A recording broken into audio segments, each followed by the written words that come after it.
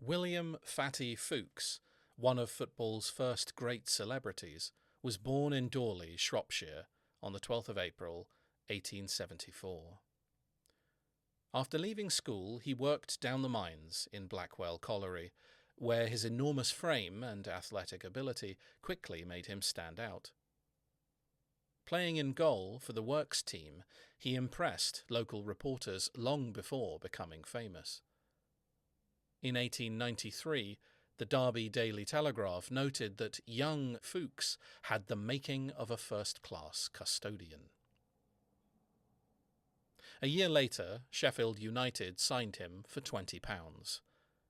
Foulkes made his debut in September 1894 and immediately became impossible to ignore.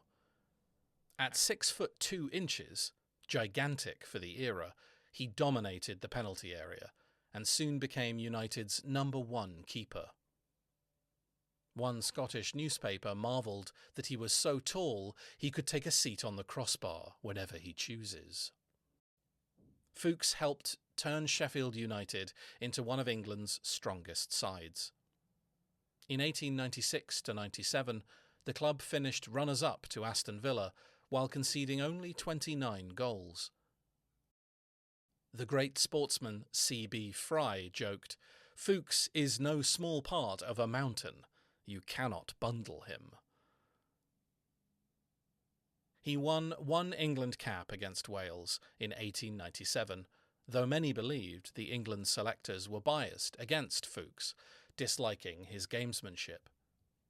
Although England were blessed with several top-class keepers throughout the 1890s, many contemporary players, such as Wednesday's Fred Spikesley, often credited Foulkes as being the greatest keeper of the era. Foulkes had a habit of hanging from the crossbar and even once broke it clean in two. Still, his talent was undeniable. As his fame grew, so did his waistline. Originally around 12 stone 10 pounds, he steadily ballooned in size and became known everywhere as Fatty or the Colossus. Foulkes himself laughed it off, saying, "I don't mind what they call me, as long as they don't call me late for my lunch." By 1898, Sheffield United were league champions, with Foulkes described by one journalist as the greatest goalkeeper in the world. During one game, Liverpool forward George Allen charged into him. Foulkes responded by grabbing Allen by the leg and turning him upside down. Despite his weight, he remained astonishingly agile.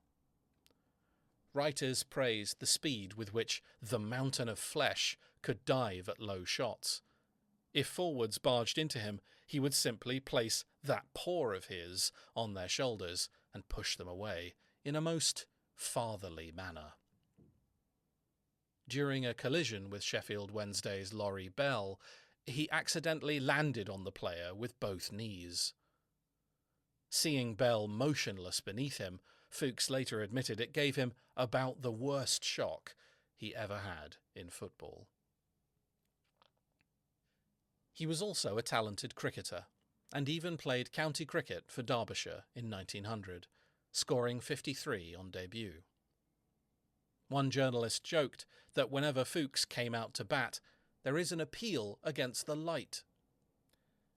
A hand injury soon ended his cricket career, but he still entered the record books as the heaviest first-class cricketer ever. One of football's most legendary moments came after the 1902 FA Cup final. Furious about Southampton's equalising goal, Foulkes stormed through the dressing room corridor, completely naked, searching for the referee, while horrified officials scrambled to lock doors.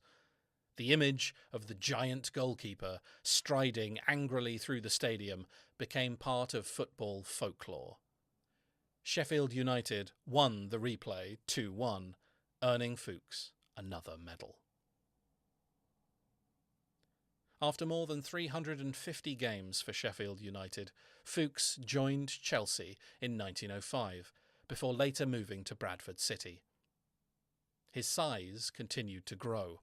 Reports claimed he once arrived early for a team breakfast and ate the lot himself.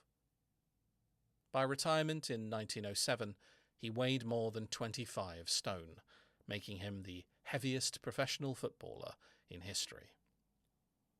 In later years, he ran shops and pubs in Sheffield, though he was fined for illegal betting in 1910 after police discovered betting slips in his pockets. Asking how they got there, Foulkes claimed he had no idea. William Fatty Foulkes died on the 1st of May, 1916, aged only 42. Giant, showman, athlete, and comic figure, he remains one of the most unforgettable characters football has ever produced.